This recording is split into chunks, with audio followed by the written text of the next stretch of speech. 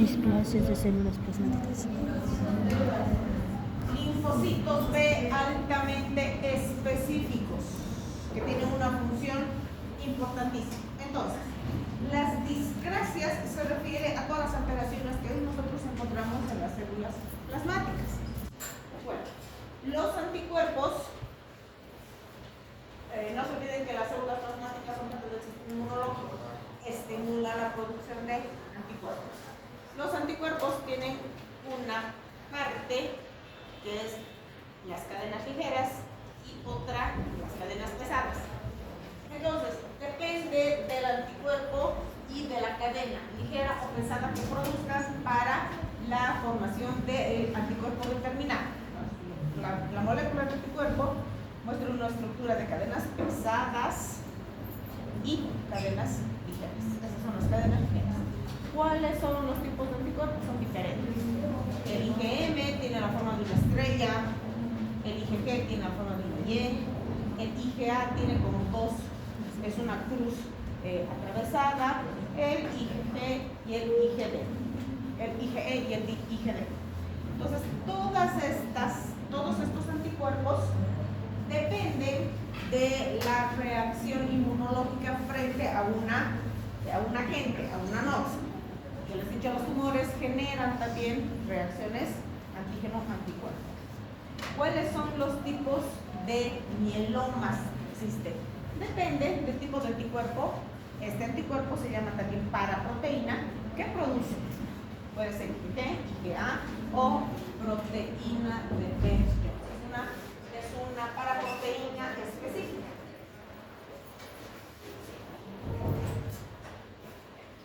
Entonces, el mieloma IgG se caracteriza por un exceso de inmunoglobulina G, que son cadenas pesadas, son las cadenas largas. Representan, puede ser kappa o lambda, cualquiera de las dos. Representa el 65, es decir, se presenta en el 65% de los pacientes que tienen un mieloma IgG. Por lo que ustedes pueden analizar, no todos los pacientes van a presentar el anticuerpo. Cuando los pacientes no presentan el anticuerpo, el diagnóstico es un poquito más complicado. Y en estos pacientes sí hay presentes síntomas asociados al diagnóstico de mieloma. Como vamos a ver más adelante. El mieloma IgA es el segundo en presentación, es el más común. Combinado, es decir, es una combinación también de cadenas pesadas y cadenas ligeras, lambda o kappa. En algunos casos hay formación de tumores externos al hueso. Normalmente los mielomas se caracterizan por hacer masa tumoral ósea, pero algunos, como vamos a ver más adelante cuáles, hacen una masa extraósea, es decir, presenta en tejidos blandos. El mieloma IgD es muy raro, gracias a Dios, produce cantidades excesivas de inmunoglobulina D. Además se acompaña de una leucemia de células plasmáticas. Es más considerado una neoplasia de origen medular que de origen mielómico. Y esto conlleva mucho daño renal. Y la IgE es similar a la IgD, tiene alta capacidad de generar una leucemia de células plasmáticas. Los niveles de IgA pueden estar terriblemente bajos, casi imperceptibles, escapan a la detección y es importantísimo hacer su diagnóstico. ¿Por qué? Porque ante la sospecha clínica nosotros tenemos que hacer pruebas específicas. Les estoy dando esto así como sumamente superficial, porque esto no lo van a ver ustedes como momentos generales, pero tienen que saber que existen este tipo de discrasias. Y en mieloma de cadenas ligeras o de Best-Jones, sí van a tener la oportunidad de alguna vez tropezarse con este tipo de cadenas. Causa mucho daño renal, hay depósitos de las cadenas, tanto a nivel renal, a nivel sistema nervioso central y otros órganos. Entonces ya cuando se lo diagnostica ya muy avanzado. Hay que hacer rastreo de las cadenas ligeras a través de la orina mediante la electroforesis. Aquí sí es importantísimo solicitar electroforesis de proteínas a los pacientes para hacer la detección del tipo de gamapatía, tanto en sangre como en orina.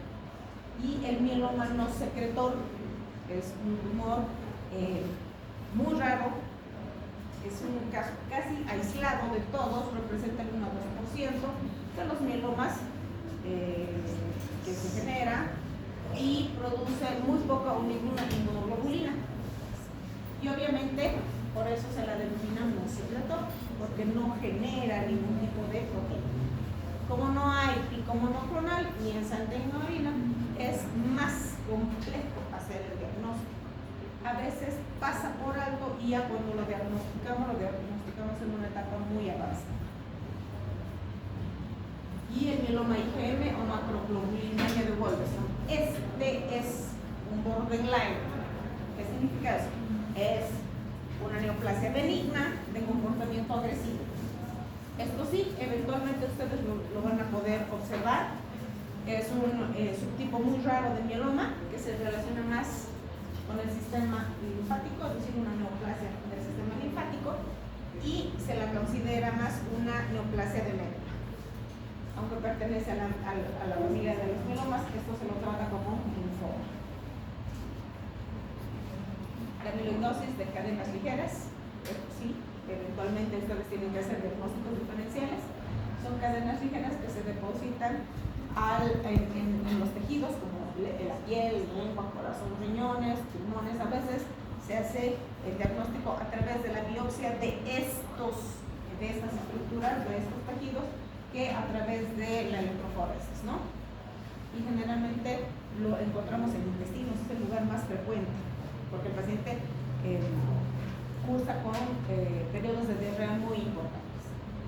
Aquí la cadena lambda es la más importante o la más frecuente, y existen posibilidades de, además de padecer amiloidosis sin tener mieloma. O sea, puede estar asociado al mieloma como puede ser una entidad independiente. Enfermedad de depósito de cadenas ligeras, bueno, su nombre dice, es el depósito de las cadenas ligeras, que solo de cadenas ligeras, que se encuentra en la membrana basal del riñón. Esto generalmente lo diagnostican los nefrólogos, porque el paciente cursa con patología renal. Generalmente son injurias, que son insuficiencias renales, las que van a obligar al nefrólogo a hacer una biopsia y ahí hacer el diagnóstico. No tanto la parte hematológica. Se puede relacionar con el mieloma, aunque en ocasiones no se detecta. Es una patología benigna y se denomina idiopática. No hay causa. No es como en las otras neoplasias, donde ustedes saben que hay una mutación del ADN. Eso no se sabe cuál es la causa. Simplemente las cadenas ligeras se quedan en los glomérulos de los riñones y generan una insuficiencia renal. Hay diferentes patrones: afectar riñones, pleura, peritoneo e incluso ojo. El mieloma macrofocal es un subgrupo de pacientes jóvenes que generalmente son varones, tienen múltiples lesiones líticas, es decir, debutan con dolores óseos principalmente, y menos del 10% de células plasmáticas en médula ósea. Es decir, aquí ya nosotros estamos obligados a hacer un aspirado de médula para ver cuál es el origen de esta neoplasia. No hay afectación medular, con carga tumoral baja, tiene buen pronóstico, una supervivencia muy importante al tratamiento, y la sintomatología es muy típica. El FRILIT es una forma de hacer el diagnóstico a través del rastreo de las distintas cadenas, y se recomienda para pacientes que tienen gamapatía monoclonal, para hacer diagnóstico de mieloma de cadenas ligeras, mieloma de inmunoglobulinas intactas, mieloma quiescente y el mieloma múltiple no secretor. Este tipo de diagnóstico es un laboratorio que no lo tenemos en nuestro medio. Nosotros tenemos que mandarlo al exterior, ahí en Brasil, en Argentina, en Chile, en todo lado, diagnóstico de una gamapatía monoclonal, nos limitamos a la electroforesis. Pero existe este estudio, este examen que nos permite determinar los diagnósticos diferenciales. ¿Qué es la gamapatía? Vamos a entrar en lo que nos compete.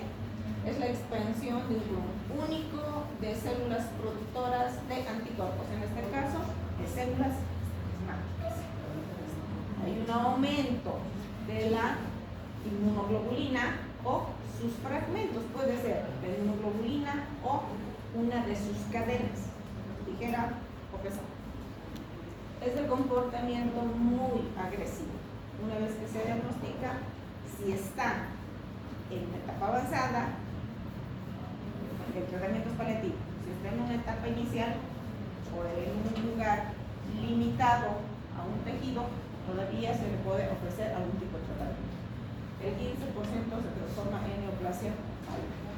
Aquí radica la importancia de hacer el diagnóstico lo más precoz posible. Entonces aquí están las células plasmáticas, que son las presentadoras de antígenos, y depende de lo que se está presentando para la formación del anticuerpo. Bien, tenemos a las células plasmáticas. ¿Qué les había dicho dónde se encuentran las células plasmáticas? ¿Dónde se encuentran las células plasmáticas? En tejidos.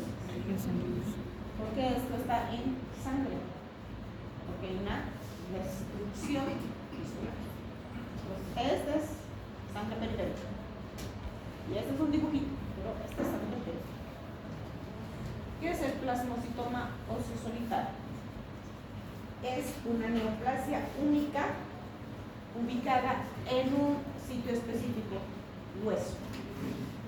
Es una gamapatía monoclonal que se localiza en columna vertebral, principalmente cervical, y que produce un dolor muy intenso.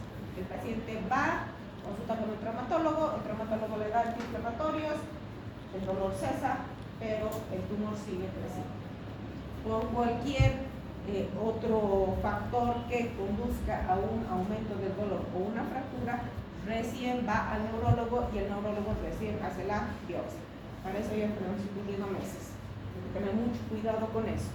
Dolor óseo, inmediatamente piden radiografía del sector, del tejido.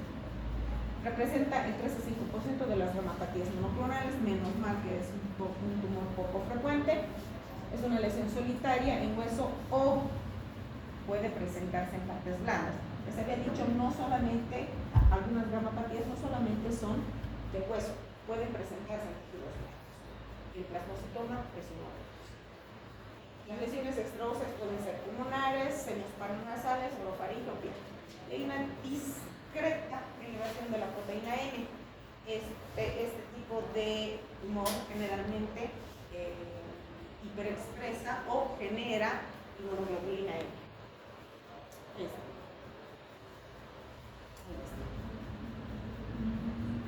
Ese es un plasmocitoma. Generalmente cuando nosotros lo diagnosticamos, ¿qué tenemos que hacer?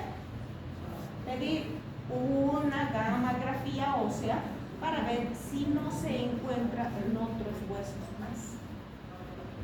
Porque generalmente si es solitario tiene muy buenas probabilidades de curar, pero si ya está en otros puntos ya es más difícil. Entonces es una radiografía convencional, donde vamos a ver esto, y esta es su resonancia.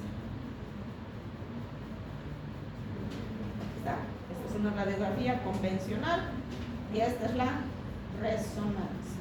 Entonces ustedes tienen que aprender a ser muy acuciosos al hacer la observación de los distintos mecanismos de diagnóstico que nosotros tenemos, que son los más básicos. Ustedes como médicos generales van a ser los primeros en ver a estos pacientes, van a pedir una radiografía, van a ver una cosita de estas, van a decir, wow, esto tiene algo. Entonces, o lo derivamos, o le pedimos una tomografía o resonancia, y con eso lo derivamos. Ustedes no lo van a tratar. Esto tiene que hacer biopsia el neurólogo, no ustedes. Muchas veces debuta con una lesión en los blandos, es decir, esta es una lesioncita que por lo general va a acudir al dermatólogo. El dermatólogo le va a dar cremitas, le va a dar antibióticos, le va a dar antiinflamatorios y lo va a tener rebotando y rebotando y rebotando y rebotando. ¿Qué es lo que hay que hacer con este tipo de lesiones? Biopsia. El plasmocitoma progresa a mieloma múltiple, donde es solitario. El plasmocitoma solitario es un tumor benigno de comportamiento agresivo, por eso se lo llama borderline. Entonces en 10 a 20 años va a progresar a un mieloma múltiple si no se lo diagnostica. Y el plasmocitoma extraóseo no se disemina, y el de vías respiratorias es una enfermedad limitada de pulmón. Cualquiera diría, es un tumor de pulmón. Entonces, ¿qué es lo que nosotros tenemos que hacer? Biopsia. Vemos una radiografía, bueno, esto es una tomografía. Vemos una radiografía convencional y vemos esto. Tenemos que aprender a leer e interpretar todos los métodos de diagnóstico. Porque si ustedes no saben, van a ver esto y dicen, si no se dan cuenta de esto, pues no tiene nada. Y el paciente va a seguir creciendo y expandiéndose su tumor. Entonces, tienen que aprender a leer radiografías, tomografías, resonancia magnética, PET scan, todos los son. Ahora, la inteligencia artificial, que es el boom del momento, está determinando ya tumores a través de las placas. Entonces, ya es mucho más fácil incluso. Entonces, ahí está la masita tumoral y aquí está la masa tumoral pulmonar. La macroglobulinemia de macroglobulinemia de Waldenström representa el 5% de las neuropatías monoclonales. Es otra neoplasia benigna de comportamiento agresivo que a la larga les va a ocasionar muchos problemas. Se refiere a una proliferación monoclonal de linfocitos B que infiltra médula y órganos linfáticos. Muchas veces se lo confunde con un linfoma. Tiene capacidad de sintetizar y segregar grandes cantidades de inmunoglobulina y se denomina también linfoma linfoplasmocitario. Se lo confunde con un linfoma, pero no es un linfoma. Tiene un curso crónico y una evolución muy lenta. Es asintomático muchos años. ¿Cuáles son los síntomas? Fatiga, pérdida de apetito, pérdida de peso y sudoración profusa. Toda la sintomatología típica de un linfoma. Presencia de grandes cantidades de IgM pueden originar un síndrome de hiperviscosidad. Entonces, ¿qué va a hacer este paciente? Va a hacer pequeños trombos. Diátesis hemorrágica por hiperviscosidad y por la plaquetopenia, originar sangrados, microsangrados, principalmente. Adenopatía, esplenomegalia, hepatomegalia, entonces similar a lo que nosotros encontramos en un linfoma. El diagnóstico se pasa en la biopsia, no hay donde perderse. Para demostrar la infiltración linfomatosa y la demostración del componente monoclonal en el proteinograma. Además de pedirme la biopsia, yo tengo que pedir mi electroforesis de proteína. ¿Sí? Esto es muchas veces lo que encuentran los oftalmólogos, porque el paciente viene y se queja de visión borrosa, de cefalea, mareos, ¿no? Alteraciones neurológicas, cefalea, vértigo, confusión, somnolencia, alteraciones oculares, trastorno de la visión y cardíaca, insuficiencia cardíaca.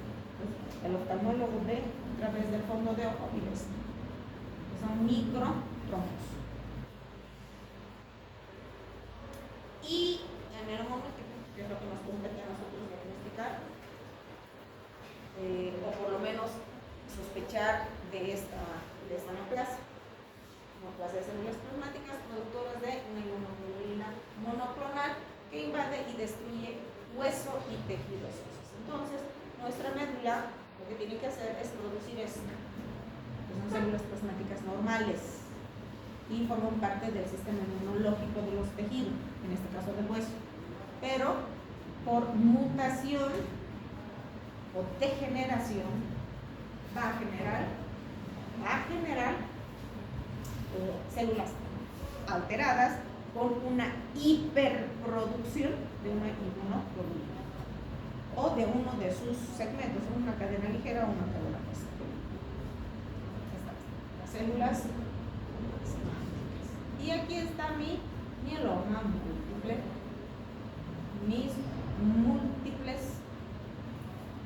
mis huesitos que parecen apolillados, comidos por todo lado. ¿Cuál es la fisiopatología? Una hiperproducción de la proteína M, que es la proteína inmunológica monoclonal. Generalmente se presenta en el 55% IgG y 20% IgA. 40% también puede presentar la proteína de Baines-Jones. Ya han debido escuchar hablar de la proteína de Baines-Jones, que es la presencia de cadenas livianas, kappa o lambda, que están libres en orina. Entonces, ¿qué es lo que nosotros hacemos cuando sospechamos de mieloma múltiple? Al paciente, a partir de las 8 de la mañana, todo lo que orine va a recibir en un frasquito de 2 litros de Coca-Cola o de 3 litros de Coca-Cola 24 horas. A las 8 de la mañana del día siguiente, tienen que llevar eso al laboratorio.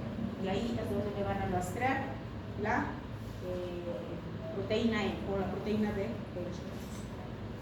15 a 20% de los casos son células plasmáticas que secretan solo proteína de Baines-Jones o pueden secretar otro tipo de proteínas, pero la que nosotros rastreamos es la de Baines-Jones. Entonces acá tenemos el linfocito, la célula plasmática, su inmunoglobulina IgG. Entonces esta inmunoglobulina tiene dos cadenas, las cadenas ligeras y las cadenas pesadas. Cualquiera de las dos o las dos pueden estar presentes en el momento del diagnóstico. Entonces, ¿qué es lo que sucede? Normalmente esto protege, cuando es normal, protege la estructura ósea. Cuando esto está alterado, lo que produce es una invaginación dentro de la capa ósea. Eso es lo que va a originar como si estuviera mordido el hueso. Se origina en médula. La alteración viene desde la médula, no es en la célula madura. Se transforma una sola célula madre pluripotencial con diferenciación a plasmocito o célula plasma. En múltiples sitios se disemina fuera de los huesos, en los tejidos, y esto es lo que importa, la inmunohistoquímica, que obviamente se la hace en base a la toma de la biopsia. Se sacan los tacos y sobre los tacos se hace la inmunohistoquímica para determinar el CD10 y el CD33. Eso nos permite a nosotros hacer tratamientos específicos para estos pacientes. Entonces hay una proliferación y diferenciación que está principalmente relacionada con la interleuquina 6. Un aumento de la interleuquina 6 es de muy mal pronóstico. Las células plasmáticas, fibroblastos y macrófagos van a producir interleuquina 1 y estos van a producir interleuquina 6. Es una cadena de producción de interleuquinas que van a estimular la hiperproducción de la paraproteína. Citocinas mediante destrucción ósea. Principal hallazgo anatomopatológico, factor de necrosis tumoral B, interleuquina 1, interleuquina 6 y factor estimulante de colonias mielocíticas. Entonces, estas sustancias son las que están hiperexpresadas y por eso esta célula comienza a destruir el tejido y el hueso. ¿Cuáles son sus presentaciones? En columna, el 66% de los casos debuta en columna. Costilla 44, cráneo 40, pelvis 30, fémur 25, clavícula y escápula 10%. Acá tenemos el huesito apolillado y aquí tenemos dos focos a la resonancia.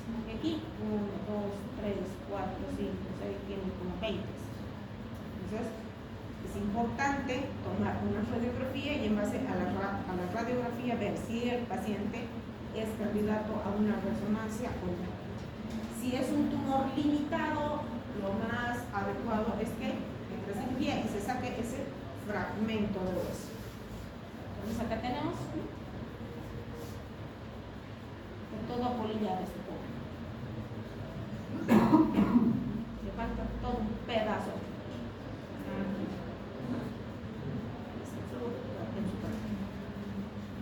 Aquí tenemos la resonancia, aquí está la masa tumoral. Este es un negativo de su resonancia. Tiene 2 focos, 3, 4 focos. Y así nomás. Entonces tienen que aprender a observar cada uno de los estudios. Si tienen la oportunidad de ver resonancias, a cualquier especialista o cualquier médico con el que ustedes tengan contacto, que les muestre, que les explique dónde está la masa tumoral para que ustedes puedan ir entrenándose en eso. ¿Cuáles son las manifestaciones clínicas? Dolores. Que se encuentra en el 80% de los casos. Hay una hipercalcemia por destrucción ósea en un 30%, lo que va a determinar que o va a apoyar nuestro diagnóstico en el momento que nosotros estamos haciendo el laboratorio. 30% durante la evolución de la enfermedad.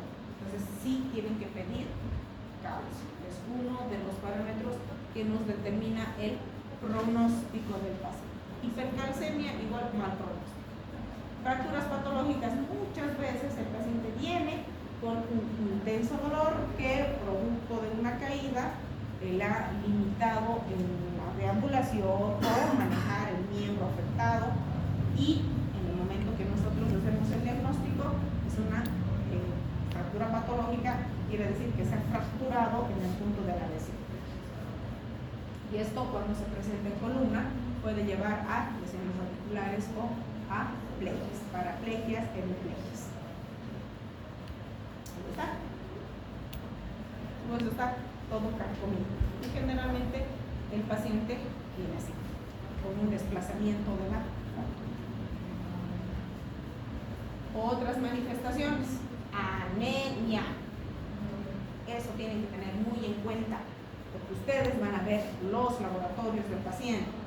En el 50% de los casos hay una anemia moderada, que puede ir de 10 a 8 gramos de cilindro. Y en el 25% por debajo de 8 gramos de cilindro, una anemia severa. ¿Cuál es el mecanismo? Reducción de la concentración de eritropoyetina circulante. ¿Por qué? Porque hay un aumento del factor de necrosis tumoral y las interleuquinas. Y esto va a ir asociado a un daño renal. Los depósitos de las proteínas se van a ir a los glomérulos renales y ahí van a inducir a una falla renal. Hay una invasión masiva de médula, déficit de B12 y o de FODA. Eso es un plus más a todas las desgracias que tiene el paciente portador de un mieloma. Efecto diluyente de la hiperproteína parasmática junto a la anemia también son frecuentes síntomas de astemia y pérdida de peso. Otras manifestaciones, insuficiencia renal, paciente edematizado con toda la clínica de una falla cardíaca, puede ser por un aumento de la hiperviscosidad del paciente de entrar en una falla cardíaca, en una insuficiencia cardíaca y en una insuficiencia renal. Hay que investigar principalmente a través de una biopsia de riñón cuál es la causa. Entonces vemos que en una insuficiencia renal entre el 20 y 30% de los pacientes van a presentar una eliminación de las cadenas proteinuria de Bennett-Jones y la presencia pues de estos títulos que en la orina pues lo denomina riñón de miedo.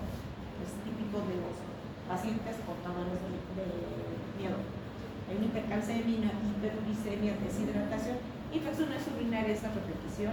Uno de los síntomas más llamativos en estos pacientes son las infecciones a repetición. Si el paciente presenta 4 o más infecciones urinarias en el año, hay que investigar riñón.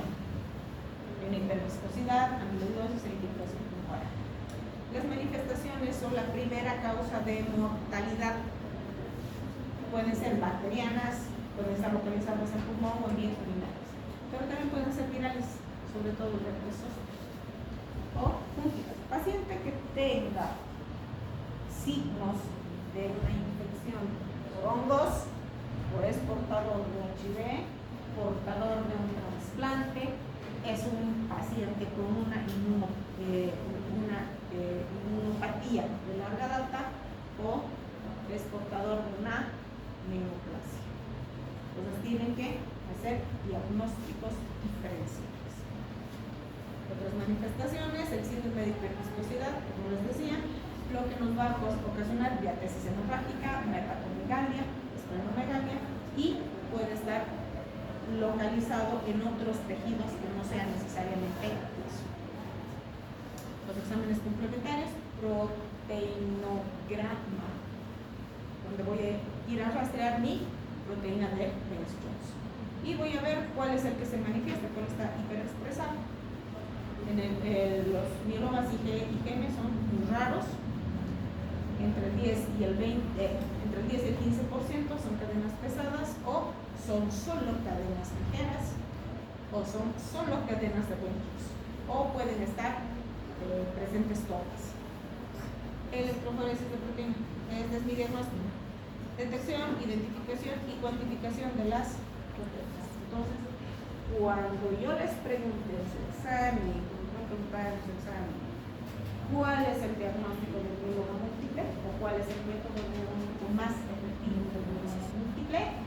Es la electroforesis de proteínas. Entonces, aquí está. Esta es la electroforesis, esta es el tipo A, luego está el alfa, el beta, y este es el gamma. Y este es el que nosotros estamos buscando. Por eso se llama gammapatía monoclonal. Esto es lo que estamos buscando. Este pico. Y se lo representa así. Esta es una electroforesis normal, donde el pico está en el A, no en el gamma. Lo mismo acá, este es el normal, aquí hay un pico monoclonal y este pico es el más grande, es la gammapatía monoclonal. Entonces, esta es una normal y aquí está el normal.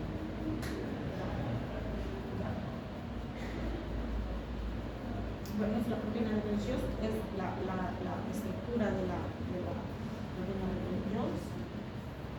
Análisis de orina. Orina también nos sirve para hacer diagnóstico. Entonces, vamos a evaluar la proteína M, que es en 24 horas. Es decir, la proteína de Bence-Jones es en proteinuria de 24 horas. Electroforesis de orina, y también podemos hacer electroforesis de proteína en orina, que se llama proteinuria de Bence-Jones, donde vamos a ver el mieloma de Bence-Jones y el resto de los mielomas, dependiendo del tipo de cadena que sea detectada. Cadenas ligeras, cadenas pesadas. Y esto es lo que se ve, estos son los microcristales que se ven en la orina, que son los microcristales de Bence-Jones. Parámetros hematimétricos y de médula ósea. Anemia, más del 50% de los pacientes pulsan con anemia. Hay neutropenia y hay trombocitopenia, pero son más raras. La velocidad de eritrosedimentación está elevada, más de 50 milímetros hora. ¿Cuál es el normal? 20. Entonces, cuando ustedes ven una velocidad de eritrosedimentación muy elevada, buenas noches. Entonces, cuando ustedes ven una velocidad de eritrosedimentación por encima de los 50 milímetros por hora, entonces apoya su diagnóstico y empeora el pronóstico del paciente. Además, vamos a observar hematíes capilares, fenómeno de Rayleigh, que no es patognomónico, pero es típico en el mieloma. Y la presencia de plasmocitos circulantes, que no es muy frecuente, que es muy rara, pero pues debemos observar, que es lo que nosotros vamos a encontrar en observaciones en sangre periférica, en el frotis de sangre periférica. Y esto es signo de enfermedad ya avanzada, metastásica. La citometría de flujo o reacción de cadena de la polimerasa también nos va a ayudar. No es un laboratorio que nosotros lo pidamos de rutina. Tenemos que tener ambivalencia con los resultados de los otros exámenes para que recién pidamos la citometría de flujo, porque la citometría de flujo sí nos va a determinar en específico, pero es una prueba muy cara. Sí lo hacemos aquí en Cochabamba, pero cuesta alrededor de $100. Entonces, no les podemos pedir a todos los pacientes una citometría de flujo. Si el porcentaje de plasmocitos circulantes es superior al 20%, o un número relativo, y 200 en número absoluto, se cumplen los criterios de una neoplasia de células plasmáticas o leucemia de células plasmáticas. El examen citomorfológico de médula es obligatorio para diagnosticar el mieloma múltiple, porque tenemos que ir a buscar cuál es el fallo, dónde se encuentra el fallo de la célula. No se olviden que esta es originaria de médula ósea.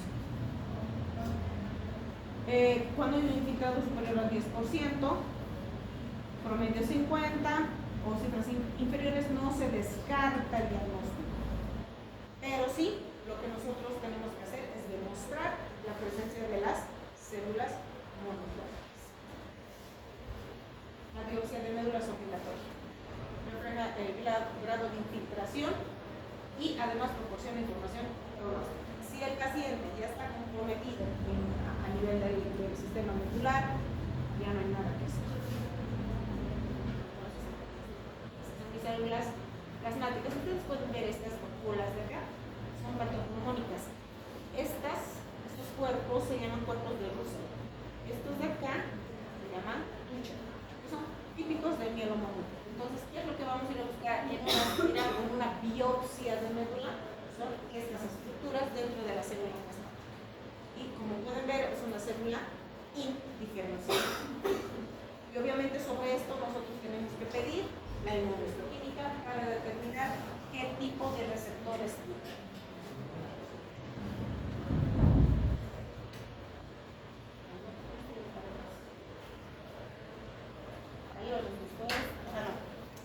Además de la creatinina, que tiene que estar elevada por encima de 2 miligramos de cilindro, tenemos que ver la hipercalcemia, que se presenta muy frecuente, la LDH, que es obvio, por destrucción celular, tiene que estar elevada, y mientras más incrementado es más agresivo el tumor.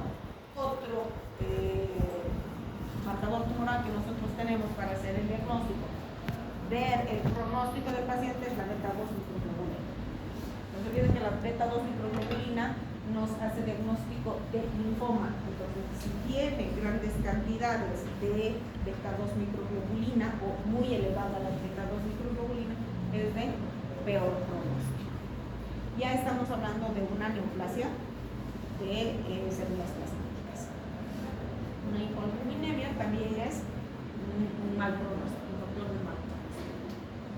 Interleuquinas, les había dicho, las interleuquinas son un mal pronóstico, inducen la diferenciación de los linfocitos B a células secretoras y proliferación de células plasmáticas. La proteína C reactiva es un reactante en fase aguda. Si bien no nos va a hacer el diagnóstico, nos va a ayudar a determinar el pronóstico del paciente.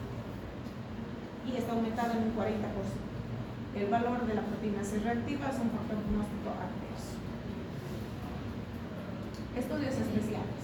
Ya cuando todo ha salido, pues se da, no se da, tal vez, a lo mejor, y está indeciso el diagnóstico, vamos a los estudios especiales. Inmunofenotipo, esto se lo hace a través de FISH. Es una muy buena ayuda en el diagnóstico, el pronóstico y seguimiento terapéutico. Si yo inicio el tratamiento, veo que mi FISH determina dónde está el problema, hago tratamiento, vuelvo a pedir el FISH y la situación sigue igual, no ha cambiado, quiere decir que mi paciente está con un pronóstico muy débil. La citometría de flujo es superior a las otras técnicas como la inflorescencia o la inmunofosfatasa alcalina.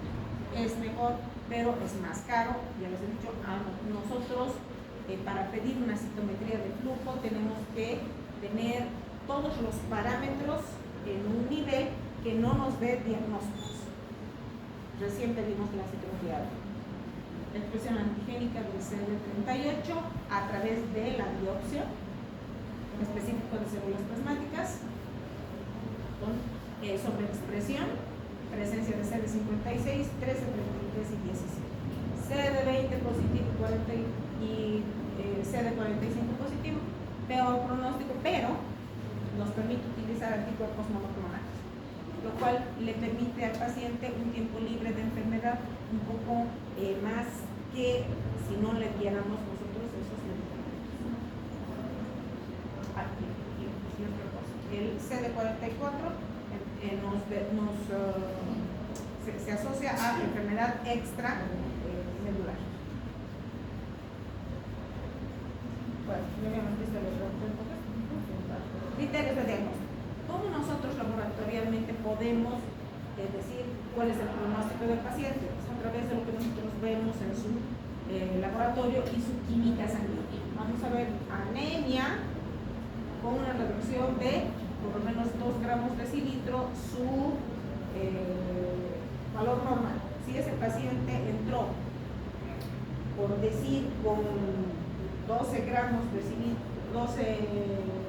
decilitro y en el curso de una semana han bajado 2 desviaciones, es decir, que ese paciente puede estar cursando o ese paciente tiene mal pronóstico durante su evolución.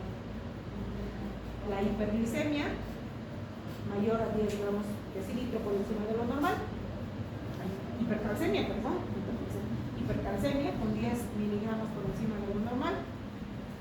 Lesiones osteolíticas o la determinación de osteoporosis o fracturas que vayan acompañadas de compresión medular, insuficiencia renal con una creatinina superior a 2 miligramos decilitro, una hiperviscosidad sintomática, paciente con disnea, taquipnea, taquicardia, con todo lo que conlleva una insuficiencia cardíaca, signos de acidosis, infecciones recurrentes, principalmente bacterianas, más de 2 episodios con ingresos hospitalarios en un año. Entonces, esos son criterios de mal pronóstico. ¿Están? Este tipo de lesiones, repito, no las van a ver ustedes por, bueno, como médicos generales probablemente vean cuando el paciente acude a médico general. Pero ¿qué hacen ustedes como médicos generales? Le dan antibióticos y cremitas por lo debido al dermatólogo. Si ustedes inician tratamiento con esto, tienen que llamar al paciente en 15 días, como máximo. Y su cremita y sus antibióticos y todo lo que le den, tiene que eliminar todo esto. Si no se ha eliminado, eso es un cáncer mientras ustedes no demuestren lo contrario. Para eso ustedes tienen que mandar a biopsia. Preguntas. Lo último. No hemos podido ver plaquetitas, lamentablemente. ¿Sí? Las plaquetas, ¿qué son las plaquetas? ¿Son qué? ¿Son qué? Estoy sorda. ¿Qué son las plaquetas? Son fragmentos de los metacariocitos que van a intervenir en la hemostasia y coagulación. Y así como los eritrocitos y los leucocitos, las plaquetas también sufren alteraciones, tanto en cantidad como en calidad. Por eso hay alteraciones cuantitativas y cualitativas de las plaquetas. Y esa alteración va a generar síndromes hemorrágicos. Vamos a tratar de ver lo más que podamos. Participan de la hemostasia y la coagulación, son 2 cosas totalmente diferentes. ¿Qué es la hemostasia? Es el proceso en el que interviene el mantenimiento de la integridad vascular y conserva la sangre fluida. Esa es la hemostasia. Las plaquetas cumplen un papel indispensable en la hemostasia. ¿Y qué es la hemorragia? Es un disturbio de la hemostasia. Hay una lesión, daño tisular, un corte, un golpe, una quemadura, lo que ustedes quieran, y va a generar salida o extravasación de los elementos pormes hacia los tejidos. ¿Qué hacen las plaquetas? Comienzan a agregarse para formar un tapón y evitar la pérdida de sangre.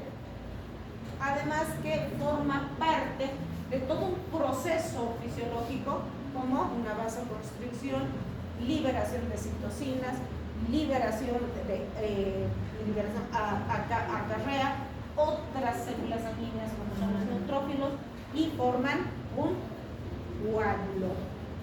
coágulo que es inestable, es un coágulo blanco que se llama. Hasta ahí es hemostasia. A partir de la formación de este coágulo blanco comienzan a producirse factores de coagulación, los procoagulantes dependientes de la vitamina K, que se generan en el hígado. Estos procoagulantes van a generar los coagulantes, que van a formar el fibrinógeno. El fibrinógeno es una red que va a contener al coágulo blanco y va a permitir que esta fibrina haga que se compacte este coágulo y forme el coágulo definitivo, porque el coágulo blanco con la corriente sanguínea, con el flujo sanguíneo, es arrancado y el vaso vuelve a sangrar. Entonces, trastornos en todo ese proceso se llaman síndromes hemorrágicos. ¿Qué es un síndrome hemorrágico? Trastorno sistémico que va a predisponer al sangrado, ya sea un trastorno en la hemostasia o un trastorno en la coagulación. Criterios de síndrome hemorrágico. Sangrado espontáneo. ¿Dónde van a ver ustedes eso? En las epistaxis, ¿okay? Les ocasionan constantemente sangrado. Sangrado simultáneo en varios sitios. Sangrado gastrointestinal, sangrado en tejido visible. Puede ser encías, pueden ser oídos, pueden ser ojos. Sangrando en sitios inhabituales, articulaciones, que pueden estar relacionados con un traumatismo, como no. A veces los pacientes aparecen con un morado en su rodilla. No tiene causa aparente. Presencia de petequias, equimosis múltiples en piel. Hemorragias abundantes sin proporción con la causa desencadenante. Voy caminando, le golpeo y se hace un hematoma. Esa lesión es desproporcionada para la lesión que le estoy ocasionando. Hemorragia de repetición sin causa aparente, sin una causa habitual. Y sangrado que no se controla con maniobras locales. Luego vamos a tomar muestra de sangre. Ponemos la agujita, sacamos la muestra, ponemos el algodoncito, levantamos, sigue sangrando. Ponemos el algodoncito, levantamos, sigue sangrando. Sigue sangrando, sigue sangrando. Le hacemos un procedimiento invasivo, sangra y nunca coagula. Pueden haber condiciones médicas que van a predisponer a esta situación. Tratamiento con anticoagulantes o antioxidantes planetarios. Los pacientes que toman aspirina. Mi hermano es uno de ellos. Tiene migrañas a repeticiones, migrañas muy intensas. Toma un antimigrañoso y no le hace nada. Toma una aspirina y lo calma. Entonces él toma habitualmente aspirina. Insuficiencia renal. Pacientes con insuficiencia hepática por obvias razones. Enfermedad que origina una plaquetopenia como las hemopatías malignas o el lupus eritematoso. ¿Qué es el síndrome purpúrico? Es una lesión vascular, no es una patología hematológica, es vascular. Alteraciones que van a residir en la fragilidad o resistencia de las paredes de los vasos. Por ejemplo, trombos, un ateroma, una desviación, un espasmo vascular. Entonces, son lesiones propias de los vasos que van a ocasionar un conglomerado capital. ¿Qué puede condicionar aún? Una trombosis. Clínica. Sangrados fáciles, espontáneos, desproporcionados a la lesión que desencadena ese sangrado. Es sangrado anormal. Por ejemplo, mucosas, las epistaxis, hemorragias, sangrado digestivo, hemorragias en piel, petequias, equimosis, hematomas. Las petequias no desaparecen a la digitopresión. Ahí es donde nosotros tenemos que hacer un diagnóstico diferencial con las lesiones eritematosas. ¿Qué es una lesión eritematosa? Es un enrojecimiento de la piel que puede estar ocasionado por una reacción de hipersensibilidad, por una picadura, por lo que ustedes quieran. Apretan y eso desaparece. La petequia no desaparece. Es un microsangrado de subcutáneo. Hematomas. Entonces, petequias que depende del tamaño para que nosotros valoremos su cantidad. Puede ser una púrpura que puede ser palpable, como si fuera una bola, debido a la presencia de infiltrado celular inflamatorio, por varias razones, porque es un proceso inflamatorio. No se olviden que el proceso inflamatorio condiciona la aparición de un tumor, rubor, calor, etc. Todo lo que ustedes conocen. Equimosis múltiples, que pueden ser pequeñas, medianas o grandes, debido a un trastorno plaquetario. Hematomas que pueden ser profundos, que pueden ser de aparición espontánea, principalmente las trombocitopenias idiopatías. Entonces, ¿cómo las vamos a clasificar a los procesos sanguíneos? Síndromes purpúricos, síndromes hemofílicos y la hipoproteinemia, que están clasificados dentro de eso. Entonces, aquí tenemos a los síndromes purpúricos, donde nosotros vemos el sangrado evidente en piel y tejidos adyacentes, celular subcutáneo, articulaciones, etc. Los síndromes hemofílicos, pues sangrados espontáneos, la repetición. Y finalmente, la hipoproteinemia, que condiciona a extravasación vascular. Vamos a ver los síndromes hemofílicos, que es una cosa bien chiquitita. Son trastornos hereditarios de la coagulación. No hay factores de coagulación. Enfermedad de von Willebrand, de hemofilia A, por déficit del factor 8, y la hemofilia B, por déficit del factor 9. La enfermedad de von Willebrand es congénito, es el más común de todas las diátesis hemorrágicas. Se relaciona con una deficiencia cualitativa y cuantitativa del factor von Willebrand. Aquí era pues importante que ustedes presenten el tema de lo que es la coagulación y la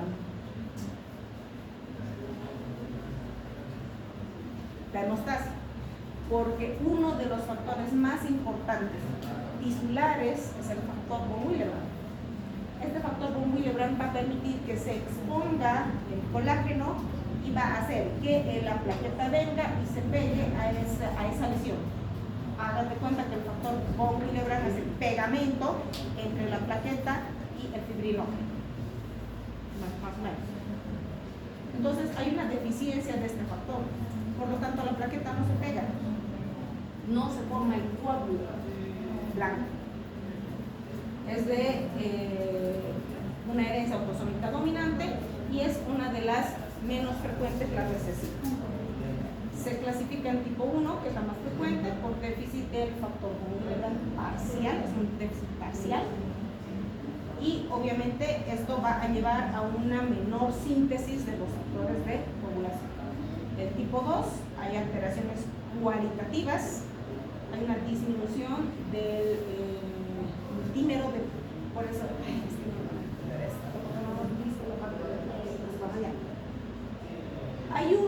este factor von Willebrand tiene dos moléculas. Una de las moléculas es de alto peso molecular y el otro es de bajo peso molecular. Entonces, el de alto peso molecular, en el de tipo 2, es el que está ausente. Por lo tanto, hay una agregación plaquetaria con una trombocitopenia en algunos pacientes. O sea, puede haber, pero es reducido. Y la de tipo 3, cuando hay una afectación de ambos alelos en el factor von Willebrand. ¿Qué quiere decir? Que ambos están alterados, ambos polímeros, o dímeros, si quieren mencionar, tanto el de bajo peso como el de alto peso.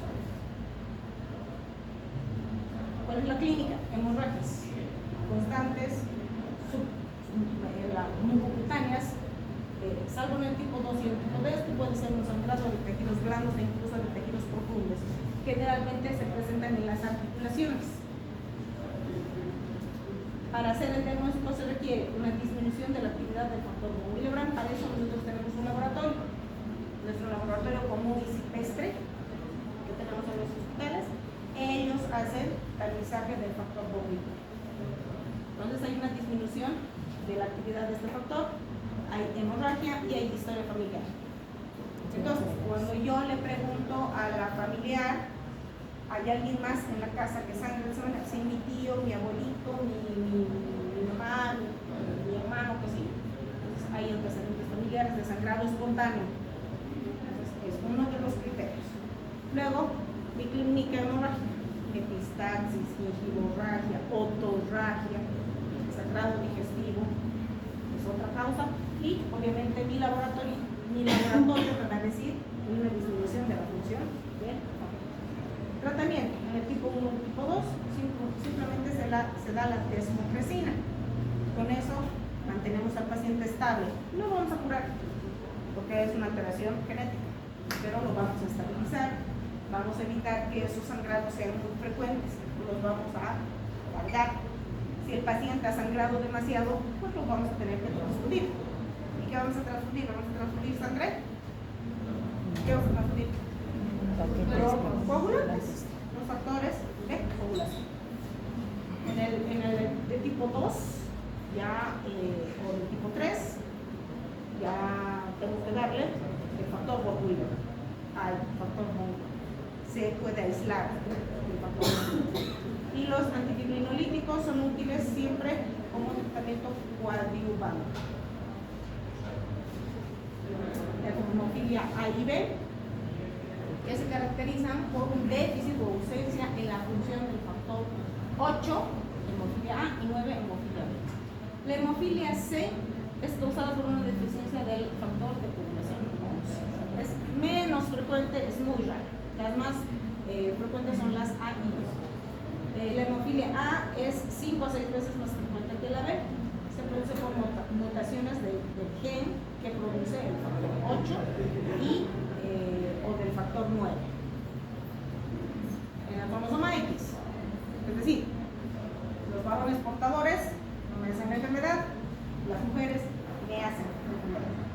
Eso significa. La clínica. Los niveles de actividad del factor determinan la gravedad del cuadro. Una hemofilia grave, menos del 1% de actividad, moderada de 1 a 5 y leve de mayor al 5%. El diagnóstico, principalmente por la disminución de la actividad del factor. Eso se va a determinar por laboratorio. Déficit del factor 8 o del factor 9 produce una prolongación del APTT o TTPA, tromboplastina parcial activado, así se llama. Entonces, este es un laboratorio de rutina. Nosotros pedimos de rutina. Entonces podemos determinar si está prolongado con relación al tiempo de protrombina, que es normal. Y el diagnóstico hay que establecerlo con la deficiencia del factor von Willebrand. No se más el laboratorio. El tratamiento concentrado plasmático inactivo o recombinante en forma precoz cuando el paciente está con hemorragias a repetición o de manera profiláctica en casos graves. En la hemofilia A, moderado o leve, la desmopresina. Esto se abrevia así, la desmopresina. El tratamiento base, los factores carentes o los factores que son inactivos. Pueden ser recombinantes o puede ser a través de la transfusión de los mismos factores activos. Una unidad de concentrado por kilogramo, o sea, esta es la dosis, una unidad de concentrado por kilogramo de peso sube al 2% de la unidad del factor 8 y alrededor del 1% del factor 4. ¿Quieres saber? En los hemofílicos a moderados o leves, la desmopresina asociada a los antihistamínicos es otra alternativa, además de factor von Willebrand. La desmopresina en la hemofilia B es ineficaz, no sirve. Luego hay que potenciar la actividad. Es importante decirle al paciente que no haga una actividad física muy importante. ¿Por qué? Por el microtrauma, que va a comenzar a generarle las hemorragias, ¿no? Tiene que ser muy ligero. Una nutrición muy importante, es muy importante, mucha fruta, mucha verdura. Evitar los alimentos que tengan anticoagulantes, como por ejemplo el perejil o algunas hojas verdes. Evitar el sobrepeso. Y obviamente esto hay que hacerlo, evitar que el paciente sufra traumas de alguna especie. O sea, no le van a decir no te choques, no te caigas, pero por lo menos que tengan cuidado, ¿no? La mortalidad por hemofilia es más frecuente en el 75% de los pacientes que no reciben un tratamiento. Por eso hay que hacer diagnóstico. No es cuestión de decir, viene con su epistaxis, póngale un tapón, póngale un taponcito y despáchenlo. Tienen que analizar la causa del sangrado. Primero, lo que tienen que pensar es que es un paciente hipertenso. Si su presión es normal, lo siguiente que hay que analizar es causas de muerte: accidente cerebrovascular hemorrágico, infarto, fibrilación, complicaciones por HIV o por hepatitis. ¿Por qué será esto? Antes era muy frecuente, ahora ya no. Porque nosotros hacemos un control mucho más riguroso de la sangre y de los derivados para poder transfundir al paciente. Van a transfundir al paciente derivados de la sangre, que son los factores de coagulación. Entonces, antes eran muy susceptibles de esas infecciones, ahora ya no. Que es una púrpura, una hemorragia espontánea, petequias, hematomas, alteraciones del endotelio capilar con participación de las plaquetas, evidentemente, y el proceso de coagulación. Entonces, este es el síndrome purpúrico. Ese paciente llega lleno de microhemorragias por todo lado. Si ustedes han tenido la oportunidad de ver eso, yo he tenido muchos pacientes con esto. Es un síndrome purpúrico, o como se caracteriza, hemorragias con alteraciones de las plaquetas. Aquí la alteración es en la plaqueta, no en el endotelio vascular, no en los factores de coagulación, sino en la plaqueta. Alteraciones plaquetarias, retracción del coágulo, tiempo de sangría, resistencia capilar, pero sin alteración de la coagulabilidad. O sea, la coagulación es normal, a diferencia de la hemofilia, donde no hay coagulación. La clínica: púrpuras, que son manchas de color rojo intenso, tipo vino azulado, no desaparecen a la presión, son redondeos, pueden ser planos prominentes o pueden estar localizados en múltiples centros. Las petequias son puntitos uniformes que se encuentran alrededor generalmente de los pelos y es patognomónico y es de aparición espontánea. Y la equimosis son lugares extensos de hemorragia, son irregulares, dimensiones variables, pueden llegar incluso a cubrir toda la palma de la mano. Pueden estar en el brazo, antebrazo, pierna, tórax, espalda. Y hay que ver esto de las vírices o líneas hemorrágicas. Esto sí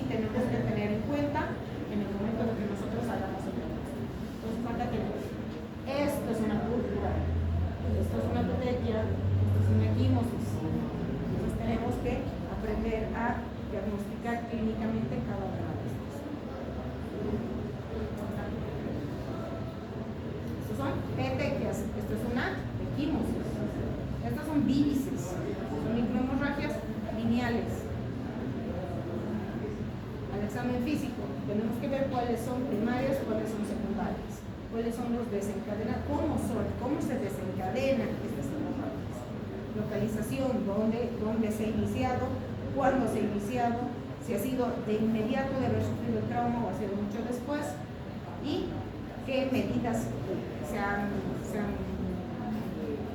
instaurado en el momento de la aparición. Entonces, hay alteraciones del número de plaquetas, trombocitosis, trombocitopenia. Son las dos alteraciones cuantitativas de las plaquetas. Cuando hablamos de trombocitopenia, vemos un recuento de plaquetas inferior a 150.000. 100.000, hasta ahí no hay ningún problema, el paciente no presenta nada. Por debajo de 100.000 ya puede haber aparición de clínica, una disminución de la producción. Por lo tanto, el problema es a nivel medular. Hay una trombocitopoiesis ineficaz, déficit de B12 fólico, pueden haber mielos, síndromes mieloproliferativos, mielos displásicos, una hemoglobinuria paroxística nocturna, alcohol o infección por HIV. Esas son las condicionantes para la aparición de para la inducción a una disminución de la producción. Entonces tenemos alteraciones plaquetarias, cuantitativas, penia y citosis, y cualitativas, las trombocitopatías. No sé si nos va a permitir terminar esto. Me gustaría pasar con ustedes por lo menos una clase más antes de su examen para que les termine de explicar. Porque son otra vez examen, lamentablemente. ¿Ya? Entonces ustedes queden un día, vamos a pasar Zoom. Por eso, en estos días tenemos clases la siguiente semana. Sí, porque la última vez, es decir, a inicios, nos dijo que hasta el 24, si no me equivoco, se terminaban las teóricas, ¿no? Y de ahí empezaban ya los exámenes, pero ahora, ayer tuvo la duda el doctor, fue a preguntar y dijo que una semana antes del examen se terminaban las clases de cada asignatura. ¿Y cuándo tienen ustedes exámenes? Creo que las lunes.